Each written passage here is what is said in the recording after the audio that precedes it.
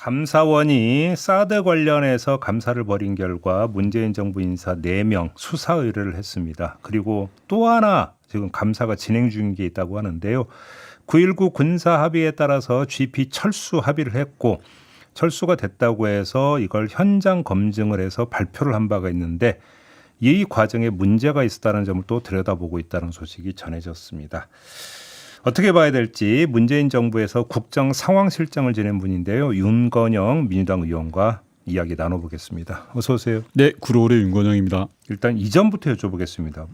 윤석열 정부 들어서 네. 감사원이 네. 문재인 정부 사업에 대해서 감사를 진행한 게 토탈 몇 건입니까? 제가 역으로 여쭤볼게요. 대략 한 맞춰보십시오. 몇 건이나 되겠습니까? 사업으로 보면. 지금 뭐 서해 공무원부터 해갖고 대여섯 건 되지 않나요? 대여섯 건요? 예. 제가 어제 방송 준비하면서 대충 헤아려 봤더니 23건입니다. 에? 23건. 진짜요? 예. 그렇게 많아요? 예. 제가 리스트도 드리고 갈 수 있는데요. 거의 모든 부처에 해당되고 문재인 정부 장관을 한 사람은 거의 대상이 됩니다. 한 건당 수백 명씩 소환하고 수사 의뢰를 했고요. 네. 역대급 수준이 아니라 거의 조선시대 사화 수준입니다. 사화 수준. 예, 이건. 사와? 예, 그리고 패턴도 일정합니다. 어떻게 해요? 감사원이 먼저 털어요. 먼지를 막 텁니다. 그럼 먼지가 안 날 거 아니에요. 별로. 그럼 그 없는 먼지를 다들 모아가지고 그걸 검찰로 넘겨요. 예. 그럼 또 검찰에서 또 그 먼지를 막 어떻게든 가공을 해서 또 수사를 해서 괴롭히는 거예요. 그런데 예. 이 감사원의 이 정치 감사가 정말 심각한 이유 중에 하나는 검찰의 압수수색은 법원의 영장에 기초합니다. 그렇잖아요. 요즘 뭐 법원 영장도 거의 자동 출납기처럼 막 줘서 문제긴 하나 네. 어쨌든 법원의 영장이 전제되는데 감사원의 감사는 그런 영장이 불필요합니다. 공무원들에 대해서는 거의 무한대의 자료 요청을 하고 있습니다. 그렇죠. 예. 그렇기 때문에 더 질이 나쁜 거고요. 공직사회에서는 그냥 무소불위의 힘입니다. 윤석열 정부는 감사원과 검찰이라는 거의 저인망 쌍끌이 여선처럼 그냥 끌고 다닌다고 생각합니다. 알겠습니다. 그럼 좀 사례로 들어가서 23건은 여기서 다 못 다루겠고. 예. 일단 사드부터. 네. 자, 일단 이 사드 정식 배치를 늦추려고 미사일 교체와 관련한 한미 군사 작전을 시민단체와 중국 쪽에 유출했다. 네. 가장 핵심적인 지금 의혹 사항이 이거라고 하거든요. 어떤 네. 말씀 주시겠습니까? 제가 어지간한 자료도 잘 안 들고 오는데 오늘 이걸 들고 왔습니다. 네. 이게 2020년 5월 29일 날 네. 방송을 한 걸 제가 출력을 해온 건데 제목이 국방부 사드 기지 노후 장비 미사일 교체 중국에도 사전 설명. 아니 국방기밀 2급 비밀이라면 이걸 네. 언론에 대문짝만하게 이렇게 홍보를 하겠습니까? 상식적으로. 그럼 2급 기밀이 아니었다는 말씀이죠. 당연하죠. 이게 당시 상황을 보면요. 중국이 박근혜 정부가 사드를 배치했을 때 어떻게 나왔습니까? 대대적인 경제 보복을 엄청나게 했죠. 반발했죠. 예, 네. 그러니까 우리 컨텐츠들 한류 컨텐츠들 상영을 금지하게 하고 뭐 한한령 맞습니다. 뭐 단체 관광객 금지하고 모 경제연구소에 따르면 GDP 0.5% 8조 5천억 정도가 피해를 입는다라고 할 정도로 대대적으로 했습니다. 문재인 정부는 그 상황 관리를 해야만 했고요. 네. 따라서 당시 NSC 청와대 NSC에서 야, 이번 사항을 어떻게 조치할 거냐 고민을 했던 겁니다. 당시 중국은 미국과 한국이 사드를 추가로 배치할 거야라는 그런 오해를 하는 그런 상황이었어요. 그래서 야 그런 오해는 불필요한 오해는 불식시키자. 우리가 알려줄 수 있는 범위 내에서 알려줘라. 그래 오해를 안 한다라고 해서 언론에 공개까지 하고 알려줬던 내용입니다. 그런데 이걸 2급 기밀을 누설했다라는 식으로 지금 감사로 몰고 가고 있는 거예요. 근데 이게 2급 기밀이냐 아니냐가 이렇게 논쟁 사안이 될 수 있는 겁니까? 안 되겠죠. 언론에까지 공개를 했는데 무슨 기밀입니까 이게? 그래요? 또 한 가지 환경 영향 평가를 의도적으로 미루면서 네. 결정을 내리지 않았다라는 점도 제기됐는데 이건 어떻게 봐야 되는 겁니까? 환경 영향 평가를 에 앞서서 그 이전에 하나 좀 절차를 누가 어겼냐라는 걸 봐야 되는데요. 예.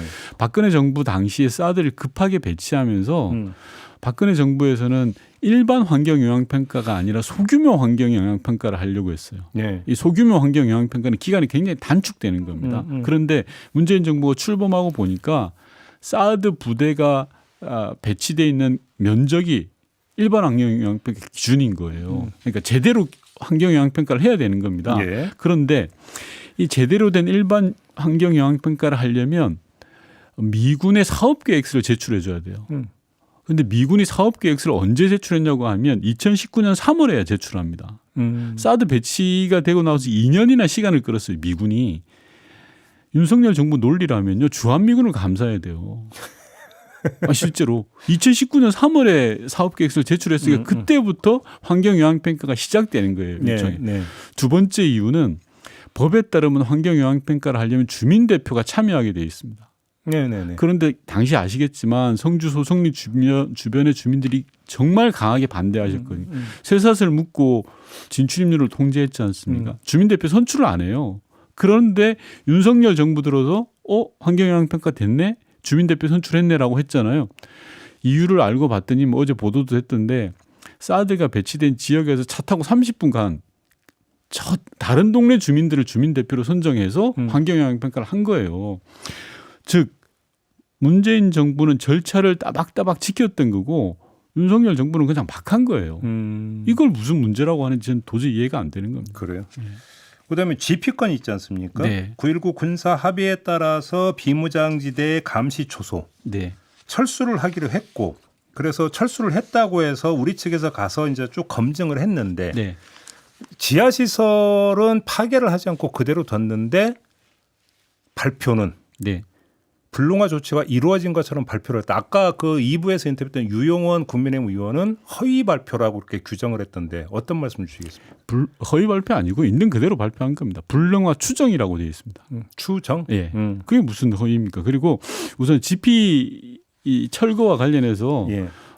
봐야 될 게 몇 가지 포인트가 있는데 첫 번째로는 6.25 전쟁 이후로 최초로 북한 지역에 대한 군사 검증이었어요. 예. 그렇잖아요. 당시 GP 철거와 관련해서 북한은 사진이나 영상으로 대체하자고 했는데 예. 우리가 현장 검증 주장했고 관철시켰던 겁니다. 예. 두 번째로는 예. 당시 검증 작전에 총 77명이 투입됐습니다. 7명이 한 조가 돼서 11개 GP를 검증한 거예요. 예. 거짓말을 할래 할 수가 없어요. 그리고 검증 작업에 참여했던 병사들이 소위 말하는 바디캠을 차고 있었습니다. 검증하는 모든 과정들이 바디캠이 찍혀 있어요. 그걸 다 같이 봤단 말입니다. 합참이나 지통실에서 수많은 사람이 현장을 검증을 한 거예요. 북한이 장난은 칠래 칠 수 있는 구조가 아니다라는 거고. 네. 세 번째는 매뉴얼에 따라서 검사하고 검증하고 정보 분석한 결과입니다. 그런데 갑자기 정권이 바뀌니까 또 다른 말을 하는 거예요. 서해 공무원 피격 사건하고 이게 똑같아요. 아까 모두에 말씀드린 것처럼 감사원에 들어갔다만 나오면 뭔가 결과가 바뀌어 있어요. 네 번째, 비무장지대 내지 않습니까? GP라는 곳이. 비무장지대 내에서 일어나는 거의 모든 행위는 주한미군 사령관의 허가를 득해야 됩니다. 그렇죠. 예. 당연히 검증 시작 전부터 주한미군 사령관에 보고했고 승인도 받았던 내용입니다. 당시에 주한미군 사령관이 브룩스 사령관인데 잘된 검증이라고 칭찬을 했어요.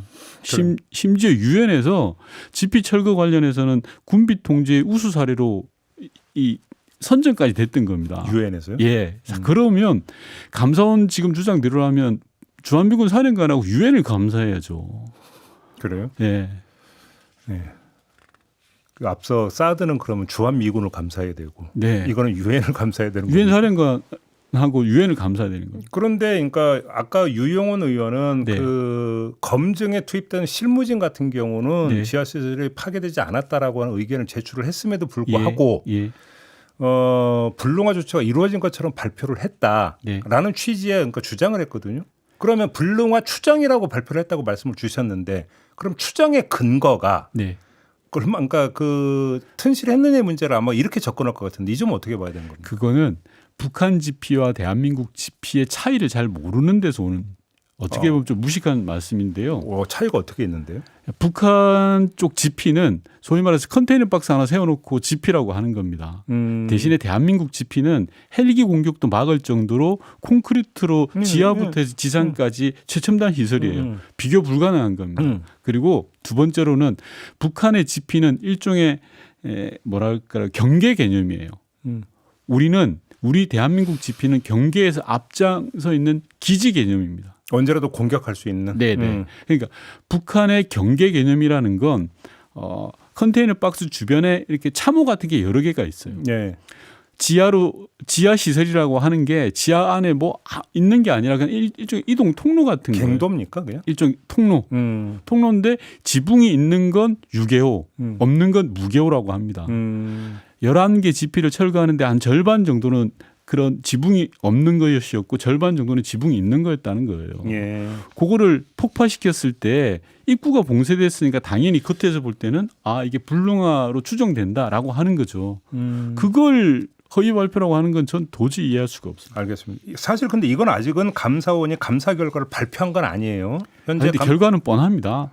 뻔해요. 제가 아까 말씀드린 것처럼 23건의 감사원의 감사 내용을 보시듯이 알지 않습니까? 이것도 그럼 고발 내지 수사 의뢰 들어갈 거라고 전망하세요? 먼지를 탈탈탈 틀어서 모아내기 위한 작업이고요. 예.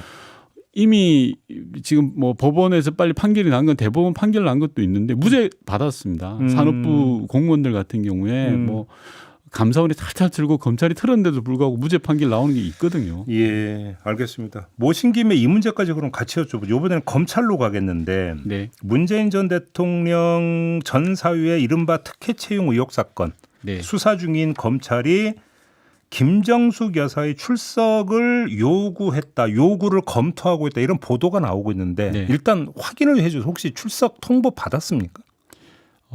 어제 오후 늦게 검찰의 소환장이 평산마을에 왔다고 확인했어요. 전주지검으로 출석해서 조사 받으라. 네네. 일종의 통보가 왔답니까? 네, 어제 오후 늦게. 어떻게 평가를 하십니까? 우선 그 검찰 소환장에 대한 평가 이전에 공식 통보도 하기 전에 본인이 소환장을 받기도 전에 언론 플레이한 거. 네, 언론에 흘리는 게 이게 정치 검찰다운 행태 아닙니까? 지난번에는 압수수색 영장을 집행하고 변호인이 도착도 하기 전에 언론에서 보도했던 그런 사례가 있는데요. 예. 대한민국 윤석열 정부 검찰은 언론 플레이 없이는 살아남을 수가 없는 것 같다라는 그런 생각이 들고요. 저는 전 사유의 취업과 단일의 관계도 없는데 김정숙 여사를 소환하려고 하는 것은 전형적인 망신주기고 정치 탄압인 거예요. 경찰 공권력의 과도한 행사라고 저는 생각을 합니다. 언론 보도를 보면 문다혜 씨 네. 출석을 3차례인가 요청을 했는데 거부를 해서 네. 그래서 김정숙 여사로 방향을 튼 것처럼 보도가 나오던데요. 네, 우선 참고인은 검찰의 소환 요구에 응할 의무가 없습니다. 네. 참 피의자가 다 아니기 때문에 참고인은 그리고 문다혜 씨 같은 경우에는 음주운전이라든지 에어비앤비와 관련해서는 검찰에 나가서 충분히 소명도 하고 설명도 했습니다. 다만 이번 건은 정치 검찰의 명백한 탄압이거든요. 네. 이걸 응할 필요는 저는 없다고 생각합니다. 개인적으로도 뭐 김정숙 여사 같은 경우에도 저는 소환에 응할 필요가 없다고 생각하는데 만약에 검사가 평산 마을에 와서 핸드폰 반납하고 조사하겠다면 저는 뭐 생각해 볼 수도 있습니다. 출장 조사? 아니 당연히 저는 지금 조사가 필요한 건 김건희 여사지 김정숙 여사 아닙니다. 명품백 받아놓고도 무죄라고 그러고 도이치모터스로 수십억 이득을 본 것로 지금 의혹이 밝혀지고 있는데 예. 수사도 안 하고 있지 않습니까? 예. 특검도 안 받고 있습니다. 이게 진실을 밝혀야 될 대상이지. 예.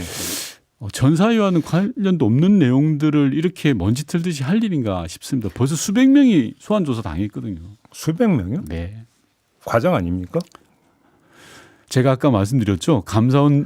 감사가 몇 건이냐라고 했을 때 한 대여섯 건이라고 했는데 23건이고요. 예. 이 건만 해도 수백 명이 이미 조사를 받았습니다. 그렇게 아니 뭔 연루된 사람보다 수백 명씩이나 조사를 합니다. 제 말이 그 말입니다. 전 사유의 취업과 관련된 걸 조사한다면서 네. 2018년에 있었던 일과 관련해서 조사한다면서 지금 2024년에 있던 일까지 끌어들여서 지금 조사를 하고 있고요. 아니 타이 이스타젯이잖아요. 네. 거기 그러니까 직원 수가 몇십 명밖에 안 된다고 제가 들었는데. 직원 뭐 10명도 안 초기에는 대여섯 명으로 시작해서 10명도 안 되는 규모였고요. 근데 지금 조사를 수백 명 한 겁니다. 그럼 수백 명은 어디서 나오는 숫자? 뭐 그건 알겠고요. 네. 조금 전에 그 출석에 응할 필요가 없다라는 개인 의견을 주셨는데 네. 혹시 평산마을 입장은 혹시 들으셨습니까? 아니 어제 오후 늦게 소환장을 받았기 때문에 예. 아마 이제 뭐 변호인도 선임을 해야 될 거고요. 네. 그렇지 않습니까? 예. 그다음에 이제 뭐 법적인 문제도 고민하고 하셔야 될 거고 공식적으로 입장을 내지 않겠습니까? 소환에 어떻게 한다라는. 그럼 조금 전에 변호인들이. 그런 이제 의원님 개인 네, 제 개인 의견으로 입장입니다. 그렇게 이해를 하면 되고 예. 얘기 나온 김에 그 다혜 씨 음주운전건이 있잖아요. 네. 그 추가 출석 요청했는데 응하지 않고 있다는 보도가 있어서 검찰이 넘겼다는 보도가 있으니 이건 어떻게 봐야 되는 겁니까? 추가 출석을 요청한 건 아니고요. 네.